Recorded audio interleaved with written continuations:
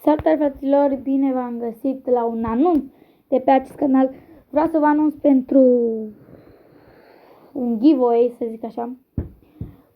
Dacă vom strânge suma de 100 de abonați, voi da un giveaway pe PUBG Mobile cu UC-uri și cu un cont.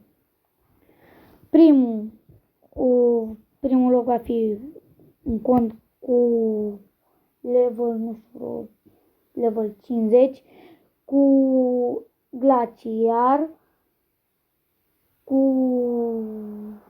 skin-ul agent de poți să le iei pe la impact dacă faci nu știu câte kill-uri.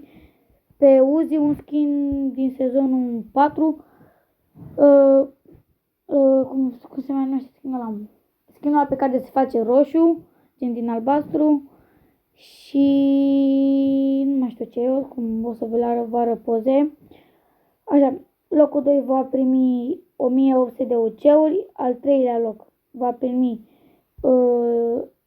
1000 de UC-uri, al patrulea loc 690, al cincilea 690, al șaselea 690, al șaptelea 690, al optelea 690, al nouălea 690 parcă tot și la al 10-lea tot 690. Gen, da. Și pașii sunt, o să vă las oricum și în descriere pașii. Pașii sunt să-mi dați un follow pe Instagram, să fiți abonați la mine dacă nu sunteți, așa, și să dați un comentariu la acest episod, mă rog, anunțare. Și cam da. Să mă puneți, să-mi dați tag la orice rețea de socializare, Instagram, Facebook, Discord, ce mai, nu știu, orice, avar de TikTok, ăștia care sunt videoclipuri, mă rog. Vă da voi și voi seama, gen, cred că mulți o să dați pe Instagram sau pe Facebook, gen, da.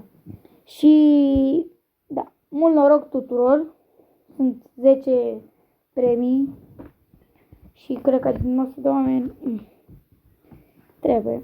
Eu v-aș dori să vă dau la toți, dar na, bugetul nu se poate. Bun, cam atât cu acest episod. Nu uitați să dați un like, un share și să vă abonați.